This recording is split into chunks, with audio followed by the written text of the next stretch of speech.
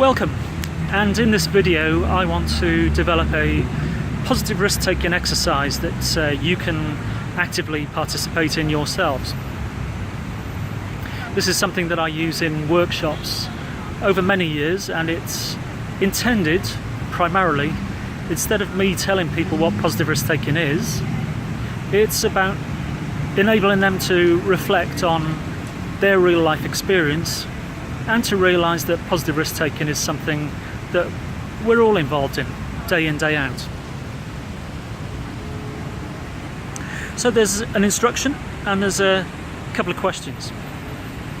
And if you wish to cheat, continue watching the video now, and I'll probably give you most of the answers to the questions I'm going to ask. But let's just start by saying the instruction first. What I want you to do with a colleague or in a small group of people is to identify current or recent experiences where you've been involved in taking a risk, or you've been involved in helping somebody to take a risk. And then the first question I want you to reflect on is, what words or phrases can you come up with that will help you to describe that process of risk-taking that you were involved in? And then the second question for you to debate with your colleague or colleagues is to think about those words and phrases and reflect on how they help to describe perhaps what positive risk-taking is. Okay, so there's the situation, there's the questions, and look away now. Pause the video and just do your own reflections from your own situation. Okay, for those of you that pause the video, and indeed everybody else that doesn't want to spend the time, then I will say the most common phrases or words that come back in that exercise would be words like empowerment, phrases like person-centered, autonomy, choice, learning, making my own decisions. All of these are important words, but again, I'm going to offer you 9 or 10 examples that I've put together looking at the outcomes from, I suppose, hundreds of those workshops over the last 10 or 12 years or more. Firstly, I'm going to say empowerment is not something that you can do to people. You can't empower people. You can enable people. You can enable people to take power, make use of their power.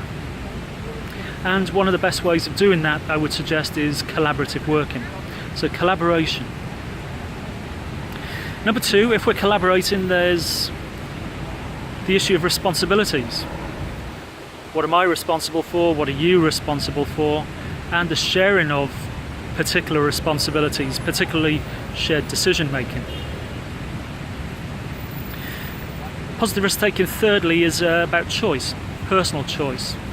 And in order to do that, we need to be aware of the real choices available to us. So there is that issue about trying to help people to understand what choices are actually available for them. Along with choice goes number 4, which is information. We need to gather as much information, adequate information, accurate information, as much as we can. But there's a note of caution there.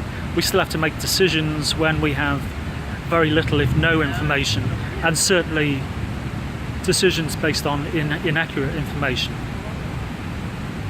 Number 5 would be consequences of our decisions, of the options that we took, the choices that we made. And that's where it links very closely with the Mental Capacity Act and people having capacity through understanding the consequences of their decisions. Number 6, alongside consequences, goes learning. We should always be open to be learning from our mistakes, learning from our experiences.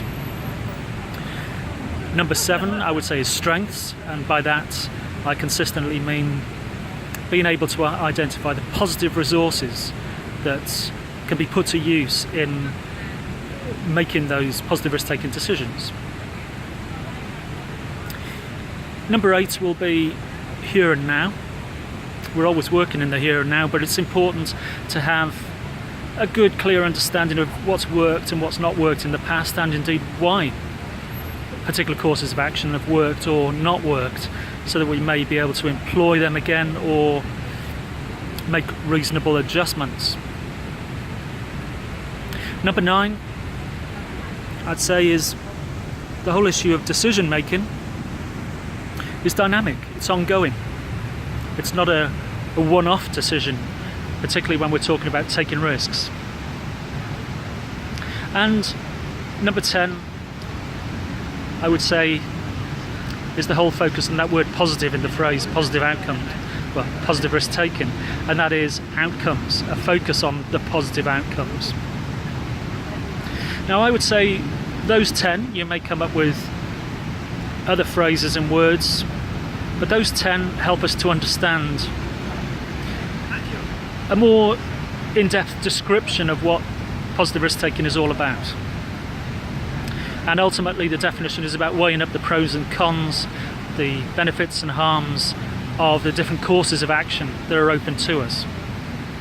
Good risk assessment, good risk management, working with strengths, and importantly focused on the desired outcomes that we or others want to achieve. So with that said, I will let you go away and reflect not just on the definition, but that broader description that emerges out of those words. And remember that the word positive in positive risk taking is about the outcomes. So until the next video, let's take some risks for clearly defined positive outcomes.